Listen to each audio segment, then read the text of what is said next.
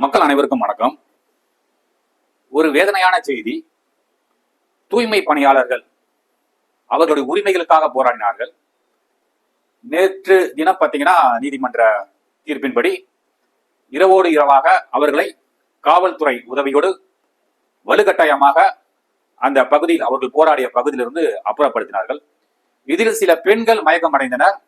சிலர் காவல்துறையாளர் தாக்கப்பட்டார்கள். சிலர் கடுமையான முறையில் அங்கிருந்து அப்புறப்படுத்தினார்கள். இது மிகவும் வேதனைக்குரிய ஒரு விஷயம். நான் ஏற்கனவே என்னுடைய பதிவில் சொன்னேன், யார் அந்த தூய்மை பணியாளர்கள் என்று. நமக்காக வாழக்கூடியவர் தான். நாம் நோய் நொடி இல்லாமல் வாழ வேண்டும் என்றால் அந்த தூய்மை பணியாளர்கள் அவசியம். தூய்மை பணியாளர்கள் இல்லை என்றால் நமக்கு தினமும் பார்த்தீங்கன்னா ஏதாவது ஒரு நோயில நிறைய பேர் இறந்து போவீர்கள். இதை பற்றியெல்லாம் கவலை கொள்ளாமல் இந்த அரசாங்கம் என்ன செய்கிறது என்று பார்த்தீங்கன்னா, தனியாருக்கு, அதாவது தமிழ்நாட்டு மக்களுடைய வரிப்பணத்தில் அரசாங்கம் நடத்தக்கூடிய அரசு தனியாருக்கு எல்லாத்தையும் தாரை வார்த்து கொடுக்குறீங்க. அதுவும் தமிழ்நாட்டை சார்ந்தவர்கள் கொடுத்தா கூட பரவாயில்ல, வெளி மாநிலத்தவருக்கு நீங்கள் தாரை வார்த்து கொடுக்கிறீர்கள். இது எந்த விதத்தில் நியாயமாகும்? எங்களுடைய வரிப்பணம், தமிழ்நாட்டில் நாங்கள் கொடுக்கக்கூடிய வரிப்பணம், எங்களுடைய வரிப்பணத்தை நீங்கள் எப்படி வேறு ஒரு மாநிலத்துக்கு தாரை வார்த்து கொடுப்பீர்கள்? ஏன் அரசாங்கமே செய்யக்கூடாது? எல்லாமே தனியார் மயமாக்கி கொண்டே போனீங்கன்னா அப்புறம் எதற்காக இந்த அரசாங்கம், எதற்காக மக்கள் ஓட்டு போட வேண்டும், எதற்காக உங்களை போன்ற கட்சிகளை தேர்ந்தெடுக்க வேண்டும்? அது திமுகவாக இருந்தாலும் சரி, அதிமுகவாக இருந்தாலும் சரி, மாறி மாறி என்ன செய்றீங்கன்னா, அரசாங்கம் நடத்துவதை விட்டுவிட்டு எல்லாமே என்ன தனியார் மயமாக்குறீர்கள். தனியாருக்கு எல்லாத்தையும் தாரை வார்த்து கொடுக்கிறீர்கள். அப்புறம் எதற்காக நாங்கள் வாக்களிக்கிறோம்? நாங்கள் வாக்களிப்பது உங்களை போன்ற கட்சியை நம்பிதான். நீங்கள் தான் அரசாங்கம், நீங்கள் தான் ஆட்சி செய்யக்கூடியவர்கள். நீங்கள் உங்களிடத்திலே ஆட்சி செய்யக்கூடிய ஆற்றல் இல்லை, திறமை இல்லை, நாங்கள் வேறொரு நம்பிதான் ஆட்சி செய்ய முடியும் என்று சொன்னால் ஏன் தேர்தலில் நிற்க வேண்டும்? இது தமிழ்நாட்டு மக்களுடைய கேள்வியாக இருக்கிறது. இப்போ நான் என்னால முடிஞ்சா நான் அந்த விஷயத்தை பேசுறேன். என்னால பேச முடியல, நான் எதுக்காக உங்ககிட்ட நான் பேசணும்? எதற்காக என்னுடைய பேச்சு நீங்க கேட்கணும்னு நான் சொல்லணும்? அர்த்தமே இல்லையே. அதே போன்றுதான் உங்களுக்கு ஆட்சியில் அமர வேண்டும், ஆட்சியை பிடிக்க வேண்டும் அப்படின்னு பாத்தீங்கன்னா மக்கள் இடத்துல தேர்தல் வாக்குறுதியிலே அள்ளி கொடுக்குறீங்க. ஆனால் ஆட்சி கட்டிலில் அமர்ந்தவுடன் எல்லாமே மாறி போடுது. அதாவது வாய் வார்த்தைகள். இனி வாய் வார்த்தைகளை தயவு செய்து தமிழக மக்கள் நம்பாதீர்கள். எந்த கட்சியாக இருந்தாலும் சரி, தேர்தல் அறிக்கை கொடுக்குறீங்களா, வாய் வார்த்தைகள் சொல்லாதீங்க, எல்லாம் எழுதி கொடுங்க, பாண்டு பேப்பர் எழுதி கொடுங்க, கையெழுத்து போட்டு கொடுங்க, அப்போதான் அவங்க கட்சிக்கு ஓட்டு போடுவோம் அப்படின்ற ஒரு முடிவு எடுக்கணும். எல்லாருமே பேசிட்டு இல்ல இல்லன்னு சொல்றது இந்த பாதிக்கப்படுறது பாத்தீங்கன்னா தமிழக மக்கள். ஏன் தமிழக மக்களை சித்திரவதை செய்கிறீர்கள்? ஏன் தமிழக மக்களை அசிங்கப்படுத்துறீர்கள்? அவங்க எல்லாம் என்ன பெருசா கேட்டுட்டாங்க? அதாவது நீங்க தனியாருக்கு தாரை வார்த்து கொடுத்துறீங்க. அந்த தனியார் நிறுவனம் அவர்கள் எங்களுக்கு வாக்கு கொடுங்கள், வாக்குறுதி அளியுங்கள், எங்களை யாரும் பணியிலிருந்து நீக்க கூடாது, எங்களுக்கு நாங்க 23,000 ரூபாய் சம்பளம் வாங்குறோம், அந்த சம்பளம் சரியான முறையில் கொடுக்க வேண்டும், அதை கம்மி பண்ணிடாதீங்க. ஏன்னா அந்த 23,000 16,000 சொல்லிட்டு சொல்றாங்க.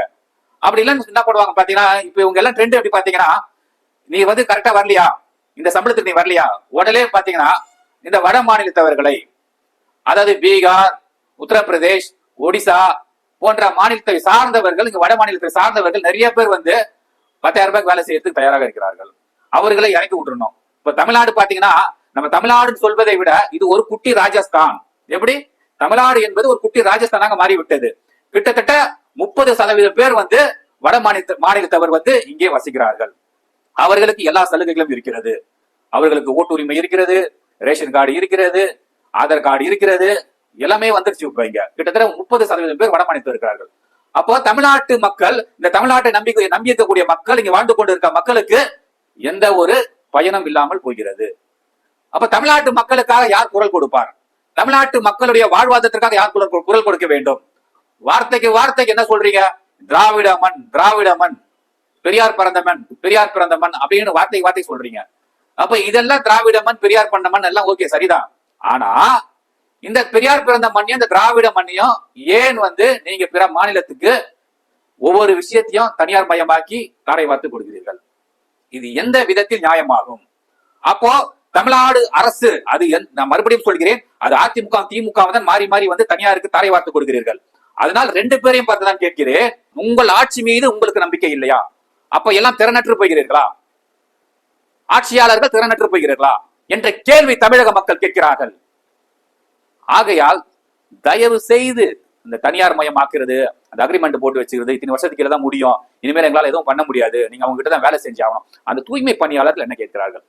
எங்களுக்கு இந்த சம்பளம். நேற்று மேயர் பிரியா வந்து செய்தியாளர்களை சந்திக்கிறார்கள். செய்தியாளர் அதுல ஒரு செய்தியாளர் கேள்வி, அருமையான கேள்வி கேட்டுக்கொண்டே இருக்கிறார். இப்போ இந்த சம்பளம் 23,000 இருக்கு, தனியார் மையமாக போகும்பொழுது 16,000. அந்த சம்பளத்தை நீங்க வந்து 23,000 தான் சொல்லிட்டு உங்களால தெளிவா சொல்ல முடியுமா அப்படின்னு சொல்லிட்டு கேட்கிறார். ஆனால் மேயர் பிரியா வந்து அதை மழுப்பலாக, முதல்ல வேலைக்கு வரவங்க அதுக்கப்புறம் அதை பத்தி பேசிக்கலாம், அதாவது இவங்களால வந்து அது உறுதியாக சொல்ல முடியல.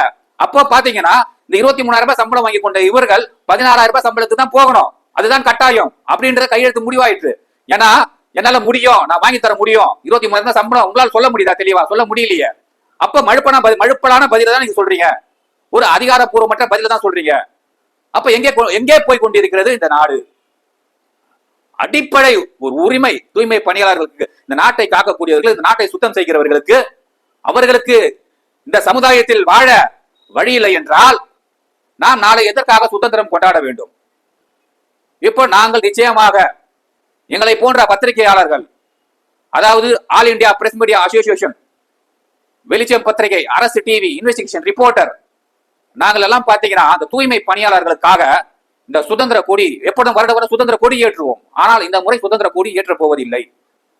காரணம் பாத்தீங்கன்னா இந்த தூய்மை பணியாளர்கள், நம்மை காக்கக்கூடியவர்கள், இந்த நாட்டை சுத்தம் செய்யக்கூடியவர்கள், அவர்களுக்கே சுதந்திரம் இல்லை, அவர்களுக்கே இந்த நாட்டில் உரிமை இல்லை என்றால் பிறகு எதற்கு நாம் சுதந்திரம் கொண்டாட வேண்டும்?